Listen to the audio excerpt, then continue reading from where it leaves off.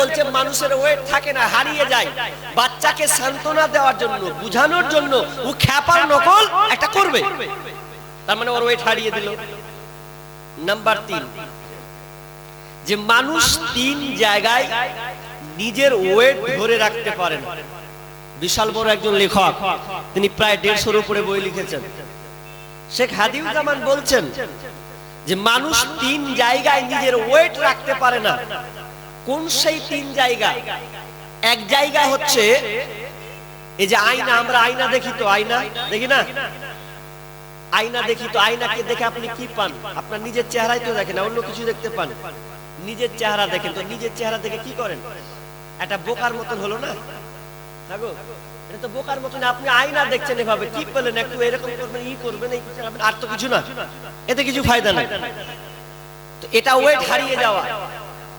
Number 2 নম্বর বলছেন যে একটা মানুষের ওয়েট হারিয়ে যায়, ও যত বড় প্রধানমন্ত্রী হোক, ও যত বড় রাষ্ট্রপতি হোক, যত বড় এমএলএ হোক, যতই বড় ও আলোচক মুফতি হোক না কেন, যদি একটা 2 বছরের বাচ্চাকে এটা ধরেন 2 বছরের বাচ্চা যদি আমি কোলে চাপিয়ে দিই, এখন বাচ্চাটা যদি কাঁদে, তাহলে আপনি কি করবেন? বাচ্চাটাকে নিয়ে? ধরলে আমি নরেন্দ্র মোদীর কোলে চাপিয়ে দিয়েছি এখন 2 বছরের বাচ্চা, এখন যখনই কাঁদবে তখন নরেন্দ্র মোদীর কোলে যদি যায়, তো বলবে হে নেহিরো না, ও করবে, কি করবে না? মানে নরেন্দ্র মোদীর কোলে যদি আমি 2 বছরের বাচ্চা দিই, তো ও খাপার নকল করবে, বাচ্চাকে সান্ত্বনা দেবে। এখানে বলছে মানুষের ওয়েট থাকে না, হারিয়ে যায়। বাচ্চাকে সান্ত্বনা দেওয়ার জন্য, বুঝানোর জন্য ও খ্যাপার নকল একটা করবে, তার মানে ওর ওয়েট হারিয়ে দিল। নাম্বার 3 জায়গাতে 3 নম্বরে বলছেন শেখ হাদিউজ্জামান যে মানুষ ওয়েট রাখতে পারে না, সেটা হচ্ছে যখন স্বামী স্ত্রী, একটা ছেলে মেয়ে যখন বিবাহ হয়, যখন স্বামী স্ত্রী হয়ে যায়, তখন তারা নির্জনে গিয়ে তার একটা দাম্পত্য জীবন, তাদের যে কামনা বাসনা আল্লাহ তাআলা দিয়েছেন, ঢেলে দিয়েছেন, যাদের মধ্যে প্রশান্তি শান্তি আছে, লিতাসকুনু ইলাইহা, তাদের মধ্যে যে শান্তি তৃপ্তি আছে, তো ওই জিনিসটা আল্লাহ দিয়েছেন, ওটাকে জিরো ব্যালেন্স করেছেন পুরুষ এবং নারীদের মধ্যে। এক কথায় পশুত্ব, আপনার পশুর যে একটা অভ্যাস, সেই জিনিসটা মানুষের মধ্যে ঢেলে দিয়েছেন। ওই জিনিসটা যদি না দিত, তাহলে আমরা বাচ্চার মুখ দেখতে পেতাম না, আমরা বাপ মা হতো না, পৃথিবীতে প্রজনন সৃষ্টি হতো না। এটা তার মানে এই জায়গাতে মানুষ নিজের ওয়েট রাখতে পারে না। 3টা কথা বললাম। এবার চলেন, আপনি পর্দা করবেন কেন? কি ফায়দা আছে পর্দা করতে? আল্লাহ সর্বপ্রথম চক্ষুকে ধরেছেন। আমার দিকে অ্যাট্রাকশন হন, যজন আছেন তজন। চক্ষুকে ধরেছেন, ঠিক না? চক্ষুকে আল্লাহ তাআলা সর্বপ্রথম ধরেছেন। কারণ কেন ধরেছেন জানেন? একটা ছেলে যদি রাস্তা দিয়ে হাঁটে, একটা মেয়ে যদি রাস্তা দিয়ে যায়, যখন একটা ছেলে একটা মেয়ের দিকে তাকাবে, কিন্তু একটা মেয়ে একটা ছেলের দিকে তাকাবে, তখন তার মধ্যে একটা অনেক রকমের 8-10 রকমের প্রশ্ন, বিভিন্ন ধরনের প্রশ্ন আসবে। ছেলেটা বাড়ি কোথায়, দেখতে খুব সুন্দর, পেলে এই সেই, অনেক রকম শয়তান তার মধ্যে প্রশ্ন উঠাবে। এজন্য সর্বপ্রথম আল্লাহ তাআলা চক্ষুকে ধরছেন।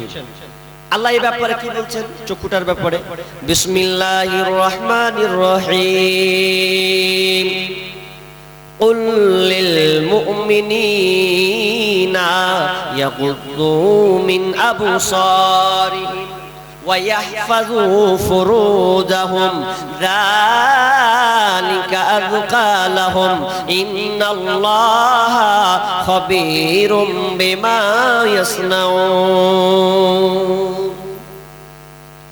আল্লাহ চক্ষুটাকে আগে ধরছেন। আল্লাহ তাআলা নবীকে বলছেন, হে নবী, কুল, নবী আপনি বলে দিন, কুল লিল মুমিনিনা, ওই মুমিনদেরকে আপনি বলে দেন, তারা যেন তাদের চক্ষুকে নিম্নগামী করে নেয়, তাদের চক্ষুকে যেন তারা নতজানু করে নেয়। যখন তারা রাস্তা দিয়ে হাঁটবে, রাস্তা দিয়ে চলবে, তখন তারা যেন তাদের চক্ষুটাকে নিম্নগামী করে নেয়।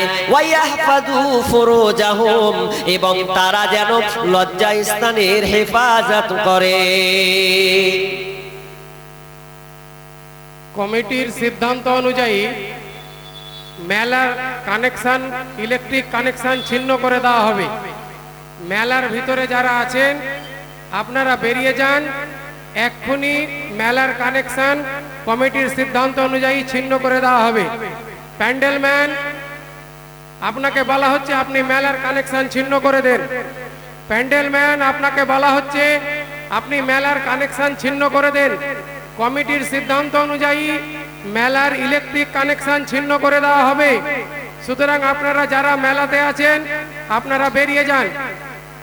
প্যান্ডেলম্যানকে বলা হচ্ছে আপনি মেলার কানেকশন ছিন্ন করে দেন। যাক, মাশাআল্লাহ, খুব ভালো লাগলো। একটা তো গেল। কি বলছিলাম ভাই, আপনারা শুনছেন আমার আলোচনা? কোনখানে ছেড়েছি?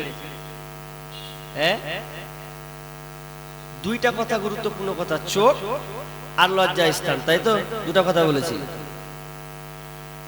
ইয়াগুদ্দু মিন আবসারিহিম ওয়া ইয়াহফাযু ফুরুজাহুম। দুইটা কথা আল্লাহ সুবহানাহু ওয়া তাআলা বললেন। একটা বললেন তোমার চক্ষুকে তুমি নতজানু করে নাও, নিম্নগামী করে নেবে। নাম্বার 2, এবং তোমার লজ্জা স্থানের হেফাজত করবে। তাহলে কি হবে? কি হবে? যালিকা আযকালাহুম, এটা তোমাদের জন্য ভালাই, এটা তোমাদের জন্য উত্তম পন্থা। ইন্নাল্লাহা খাবীরুম বিমা ইয়াসনাউন, আর এই ব্যাপারে আল্লাহ তোমাদের বিষয়ে অবহিত আছেন। তোমরা যেটা করবে, তোমরা যেটা, এক কথায় তোমরা যেটা করবে, এই ব্যাপারে আল্লাহ সবকিছু জ্ঞাত, আপনার কিনা অবগত জানেন। তার মানে আল্লাহ এ ব্যাপারে বেখবর নন। তাহলে দুইটা জিনিস আল্লাহ প্রথমে অ্যাটাক করলেন। তোমার চক্ষুটাকে নিম্নগামী করো, তোমার, তাহলে তুমি যদি চক্ষুটাকে নিম্নগামী করো তাহলে তোমার লজ্জা স্থানের হেফাজত অটোমেটিকলি হয়ে যাবে। এটা একটা গেল। এবার আল্লাহ রাসূল আলীকে কি বলছেন? হে আলী, ইয়া আলী লা তুদবি'ন নাযারাতান নাযারা। হে আলী, যখন তুমি রাস্তাতে যাবে তোমার দৃষ্টিটাকে তুমি নিম্নগামী করো। তুমি যখন রাস্তা দিয়ে যাবে, যখন দৃষ্টি তোমার কারো উপরে পড়বে, কোনো মেয়ের দিকে যদি তোমার দৃষ্টি চলে যায়, সঙ্গে সঙ্গে তোমার দৃষ্টিকে নিম্নগামী করে নাও। ফাইন্না লাকাল উলা, এটা তোমার জন্য ছাড় আছে। যখন তুমি রাস্তায় দিয়ে যাচ্ছ, দেখলে তুমি বেগান একটা মেয়ে, যখনই মেয়েটা তোমার দেখা হলো, সঙ্গে সঙ্গে তুমি নামিয়ে নাও, তাহলে ওটা তোমার জন্য গুনাহ হবে না। এক কথায় তোমার জন্য ওটা মাপ আছে, ছাড় আছে। ওয়ালাইসাত লাকাল আখিরা, তবে তুমি দ্বিতীয়বার যদি দেখতে চাও, দ্বিতীয়বার যদি নজর লাগাও, একবার নামালে আরেকবার মেয়েটাকে দেখলে, যদি এটা তুমি দ্বিতীয় ধাপ মেয়েটাকে দেখার চেষ্টা করো, তাহলে শুনে নাও এটা তোমার জন্য কিন্তু ছাড় নয়, মাপ নয়, এটা তোমার জন্য গুনার লিস্টে যাবে। তার মানে আলীকে নয়, আলী মানে সবাই পৃথিবীর মুসলিম নর নারী, আপনার কিনা মুমিন মুমিনাদেরকে বলে দিলেন, হে পুরুষেরা, তুমি যখন রাস্তা দিয়ে যাবে, প্রথম এক ঝলকে, এক পলকে যদি কোনো মেয়ের দিকে তোমার দৃষ্টি চলে যায়, সঙ্গে সঙ্গে তোমার দৃষ্টিটাকে তুমি নিচে নামিয়ে নেবে। এবার কিছু আপনারা বক্তব্য উল্টা বুঝিয়েন না। কিছু ইয়ং ছেলে বক্তব্য উল্টা বুঝেছে। কিভাবে উল্টা বুঝেছে? আমি বললাম একটা, ওরা করে দিয়েছে আর একটা। আমি বললাম একবারের বেশি, যখনই নজর যাবে তখনই নিম্নগামী করে নেবে, এটা একটা হলো। কিন্তু ওরা আবার 4-5 জনে আপোষে গল্প করছে, হ্যাঁ মৌলবি কি বললে? মৌলবি বললে একবারের বেশি তাকাতে না মানা করলে। তা আমি তো একবারের বেশি বলিনি, আমি বলেছি প্রথম দৃষ্টিতে যখন যাবে তখনই তৎক্ষণাৎ নামবি না। তো ওরা আবার বলছে মৌলবি বললে যে একবারের বেশি দেখা যাবে না। তখন একজন বলছে জায়গা যখন সুযোগ আছে একবারে, মানে একবার তো একবার জি ভরে তাকিয়ে নেবো, একবার যখন বলেছে তোকে জি ভরে একবারে তাকিয়ে নেবো, তারপরে নামাবো, এটা বলেছি? তাহলে ভুল, এটা ভুল। ভুল না, না, যখনই নজর যাবে তখনই তোমাকে নামাতে হবে। এখন প্রশ্ন হচ্ছে যে আপনি প্রশ্ন করছেন আমাকে, মৌলভী সাহেব আপনি যে বললেন আমার চক্ষুটাকে নিম্নগামী করব, রাস্তায় চলি কত মেয়ে বেগানা নারী আছে, হাই এত পোশাক পরে আমি কিভাবে মাথাটাকে নিচে নামাবো? তাদের পোশাকের যা বহর, কি করে নিচে নামাবো? কিছু করার যে নাই। একটা কথা বলি এখানে, গুরুত্বপূর্ণ কথা। আল্লাহ তাআলা এটা মুমিনদেরকে বললেন যে তোমার চক্ষুটাকে নিম্নে করে নাও। আচ্ছা, আল্লাহ এটাকে দেখে দেখে বলতে পারতো না? কিছু মানুষকে উল্লেখ করে বলতে পারতো, এই তোমরা তাকাবি না, তোরা তাকালে সমস্যা নাই নাকি? একটা ছেলে বলছে যে আমি এমন, আমার বয়স 18, তা আমি মেয়ে ছেলে যদি তাকাই তাহলে আমার কোনো সমস্যা হয় না। কেমন তো সমস্যা হয় না? যখন ঝাড়খণ্ডে যখন পড়াশোনা করতাম, একটা ছেলে রাস্তায় গল্প করছে, দুজনে 3-4-5 জন আছি, একজন গল্প করছে, আচ্ছা তুই মেয়ে দেখলে তোর কেমন লাগে? তার কেমন লাগে, একটা কেমনই যেন ভাব লাগে তো না, মেয়ে নিয়ে মাথা প্রশ্ন, 5 রকম প্রশ্ন জাগে। বলছে আমার কিন্তু ওগুলো জাগে না, তোরা যেটা ভাবিস ওটা আমি ভাবি না। কি হয়? বলছে আমাকে আর একটা মেয়ে মনেই হয় না, ওরা যদি আমার কোলে চেপে বসে তাও একটা আমার কিছুই লাগবে না। আমি বলি তুই হিজড়া যে।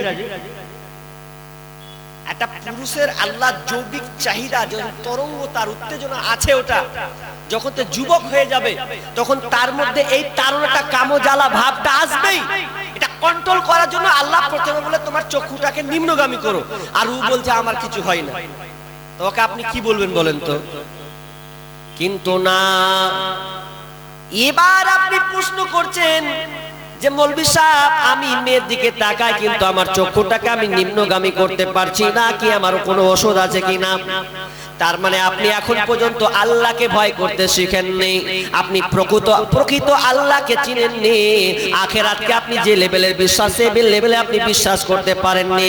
এক কথায় আপনি বিচারের মাঠকে এখনো সেভাবে আপনি ভয় করতে পারেননি।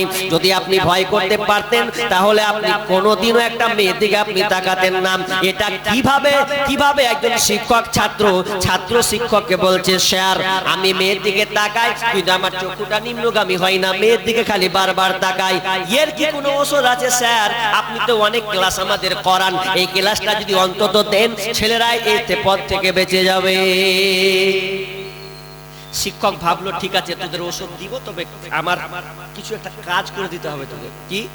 একটা ছেলে বলছে ওঠ, তুই প্রশ্ন করলি তো ওঠ, তুই আমার জন্য 1 গ্লাস দুধ নিয়ে আসতে পারবি? স্যার এটা কোনো ব্যাপার হলো? দোকান থেকে 1 গ্লাস দুধ নিয়ে আসতে আমার কি অসুবিধা আছে, আমি নিয়ে আসতে পারবো। বলেন আমাকে অর্ডার করেন।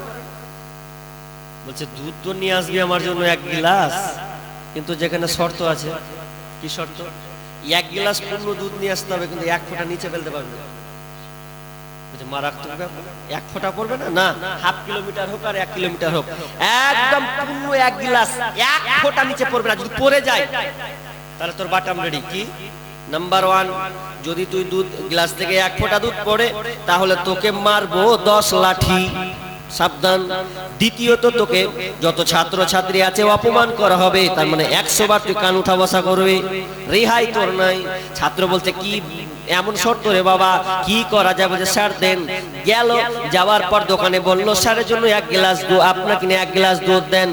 দুধ নিয়ে আসতে আস্তে আস্তে আস্তে সেই ছেলেটা এত আস্তে আস্তে ধীরে ধীরে ধীরে নিয়ে আসছে যাতে তার দুধটা না পড়ে যায়। এসে হাজির করে দিল, লেন স্যার আপনাকে দুধটা দিলাম। স্যার বলছে দুধ দিয়ে আলি, তোর আগে জানবো তুই কিভাবে লিয়ে আলি, এটা তো আমার জানার এখন বিষয়, ভালো করে কান লাগান, এটা আপনার ঔষধ। বলছে দুধ দিয়ে আলি, কিভাবে লিয়ে আলি রে? বলছে স্যার দুধ আপনি আনতে বলেছেন, দুধটা নিয়েছি খুব কষ্টে, তো কিভাবে করে নিয়ে আলি আমাকে ওটা আগে বুঝাতোই। তো বলছে স্যার আপনি যখন বললেন 1/2 কিলোমিটার থেকে দুধ আনতে, আমি যখন দুধটাকে আনতে যাচ্ছি আমার কথা বারবার মনে পড়ছে, স্যার বলেছে 1 ফোঁটা দুধ না পড়ে যায় নিচে।